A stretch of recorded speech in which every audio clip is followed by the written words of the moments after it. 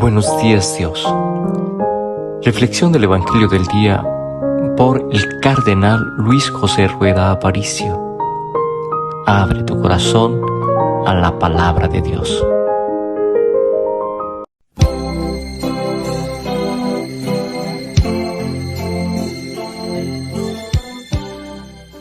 Mis ojos se adelantan a las vigilias de la noche, meditando tu promesa.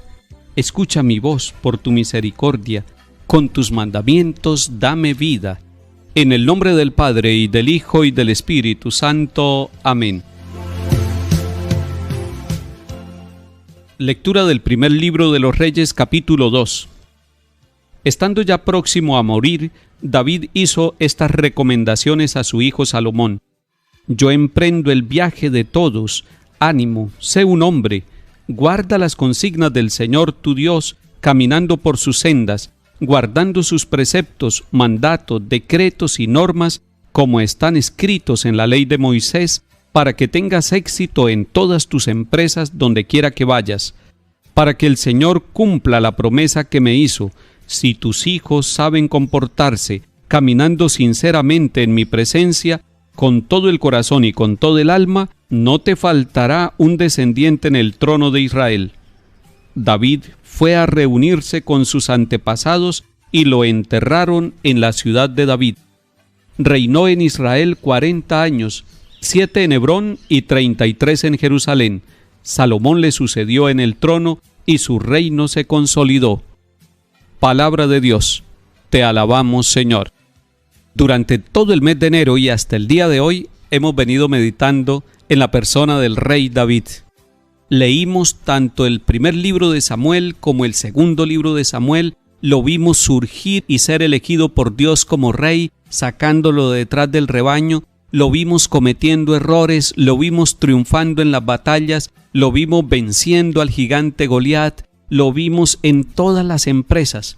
Y aquí hoy nos está diciendo que el rey David murió, que el rey David se despidió de su hijo Salomón y como una especie de testamento espiritual que hacen los papás con sus hijos, los que tienen tiempo antes de morir, va preparando a su descendiente, a Salomón, el hijo de Betsabé, y le está diciendo: sé un hombre, sé correcto, confía en el Señor, guarda sus consignas para que de esa manera Dios te acompañe todos los días de tu vida. Es una bellísima recomendación, es un testamento espiritual. Generalmente nuestros papás hacen un testamento material, pero qué bueno que el testamento espiritual también sea el legado, la herencia que dejan nuestros padres. Y sí que lo hacen. Nuestros antepasados que murieron nos fueron dejando a nosotros también una herencia espiritual.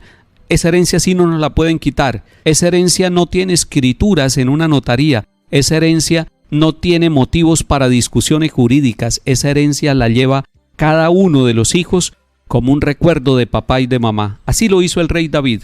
El rey David también nos recuerda con su muerte que solamente hay un rey eterno, que es Dios, que es Él verdaderamente el que da la vida y que Él es Señor de la vida y de la muerte. Pero además el rey David, reinando 40 años, fue un servidor de Dios.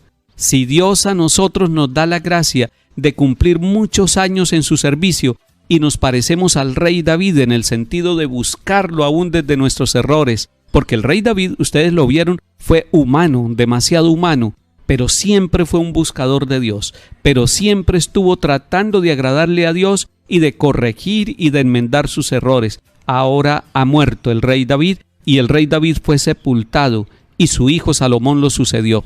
Nosotros también pasaremos. Nosotros tampoco somos eternos. Nosotros también dejaremos una herencia. ¿Cuál es la herencia que nosotros queremos dejar a las siguientes generaciones? La herencia que nosotros queremos legar a los demás es una herencia espiritual. El rey David fue un hombre íntegro. El rey David fue un hombre leal en la presencia del Señor. Que el Señor nos ayude a nosotros también a ir caminando la vida y que cuando llegue el momento de nuestra despedida, o como dice la palabra de Dios, cuando llegue el momento de reunirnos con nuestros antepasados, nosotros sepamos que ha llegado el final, pero que hemos hecho lo que Dios quiere, lo que Dios nos ha propuesto y aquello que le agrada al Señor. Salmo tomado del primer libro de las Crónicas. Bendito eres, Señor, Dios de nuestro Padre Israel, por los siglos de los siglos. Tuyos son, Señor, la grandeza y el poder, la gloria, el esplendor, la majestad. Tuyo es cuanto hay en cielo y tierra. Tú eres Rey y soberano de todo. De ti viene la riqueza y la gloria. Tú eres Señor del universo. En tu mano está el poder y la fuerza. Tú engrandeces y confortas a todos.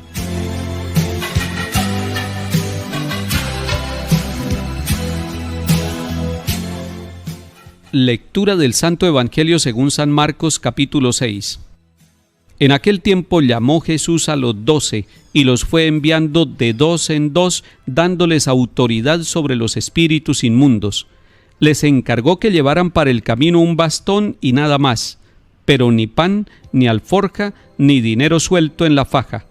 Que llevaran sandalias, pero no una túnica de repuesto, y añadió: quédense en la casa donde entren, hasta que se vayan de aquel sitio, y si un lugar no los recibe ni los escucha, al marcharse sacudan el polvo de los pies para probar su culpa.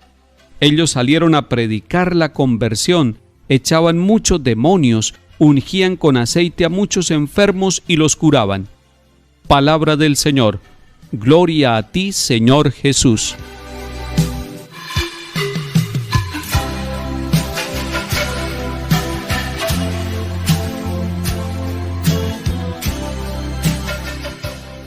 El Señor Jesús inicia su obra de predicación, pero no lo hace todo Él. Ha llamado a unos discípulos, ha llamado a los 12, y así como los llamó, los está enviando. Los está enviando porque comparte con ellos la misión, pero no los deja ir solos, sino de 2 en 2. Eso es muy importante, ese detalle. El Señor quiere que nosotros realicemos nuestra misión no individualmente, sino comunitariamente. Y es difícil vivir la comunitariedad. Puede ser que haya temperamentos que no se entienden. Puede ser que haya formas de pensar distintas. Y entre esos 2 que mandó, seguramente hay 2 formas de vivir y de ver el mundo y de ver la vida y la misión. Pero esos 2 se complementan, esos 2 se ayudan, esos 2 se enriquecen y esos 2 son distintos. Ninguno de los 2 es más importante que el otro. Los 2 son iguales, los 2 son discípulos y los 2 son enviados. Pero a los 2 el Señor les da autoridad. Y es una autoridad espiritual. Esa autoridad espiritual es muy importante. En muchas ocasiones se cree que la autoridad que Dios da es una autoridad humana. No, esta es una autoridad espiritual, una autoridad moral. ¿Cómo es importante que las autoridades civiles de nuestros pueblos puedan ser también ellos autoridad espiritual, autoridad moral? Es decir, que ellos con su testimonio de vida nos ayuden a todos. ¿Cómo es importante que un docente, que un gerente, que un dueño de una empresa, con su forma de ser, con su forma de tratar a los servidores, a los empleados, tenga autoridad espiritual? Así como estábamos diciendo que el rey David hace un testamento espiritual, el Señor Jesús también está dando una autoridad espiritual. Y esas autoridades espirituales hacen falta en la sociedad y hacen falta en el mundo, para que no creamos que tenemos una autoridad que es fruto de una conquista humana o fruto de una conquista intelectual o económica o política, sino que es una autoridad que viene de Dios. Antiguamente la Constitución colombiana dice: en nombre de Dios, de quien viene toda autoridad, porque así lo dice la palabra de Dios. Si un papá tiene autoridad es porque Dios se la dio. Si una mamá tiene autoridad es porque Dios se la dio. Y esa autoridad debe ser para el bien, para la misión que Dios le confía a la persona. Ustedes y yo todos tenemos autoridad, pero esa autoridad nos la ha dado Dios para que la pongamos al servicio de los demás. Y el Señor Jesús les dice que vayan y no lleven muchas cosas para el camino, sino que lleven el mensaje, que lleven pocas cosas para que ellos puedan vivir más la libertad en la misión. Y les dice: quédense donde los reciban, y donde no los reciban, sacudan el polvo. El Señor sabe que no todos los van a recibir. No es que todo aquel que viva el mensaje de Dios, todo aquel que predique la palabra de Dios va a ser recibido en cualquier lugar. Puede haber rechazos, porque es que la evangelización no se impone. En la evangelización nosotros nunca diremos aquellos se van a condenar, el que no sea católico se condena. Nosotros nunca usamos la autoridad para eso, ni obligamos a los demás, ni los amenazamos diciendo que se van a condenar si no se vuelven católicos. Algunos grupos sí, queridos hermanos, llegan diciendo a nuestras casas que si no dejamos la Iglesia Católica para pasarnos a otro lugar, que nos podemos condenar.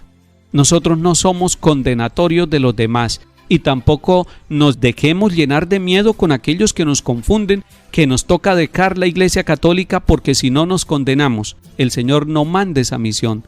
El Señor no manda decir eso. La misericordia de Dios es muy grande y por eso qué bueno sería que nosotros viviéramos la unidad y el respeto con las demás religiones y que las demás religiones también respetaran la nuestra y supieran que nosotros y nuestros antepasados somos católicos y queremos escuchar y recibir la palabra de Dios y tratar de vivirla, pero con un corazón libre, no con un corazón lleno de temor, no una religión de esclavos, sino una religión de libres, de hijos de Dios, que reciben el abrazo misericordioso de Dios Padre. Que el Señor siga enviando sus misioneros en nombre de la Iglesia, con los sacramentos y la palabra, y nos llene de su paz y de su alegría, en el nombre del Padre, y del Hijo, y del Espíritu Santo. Amén.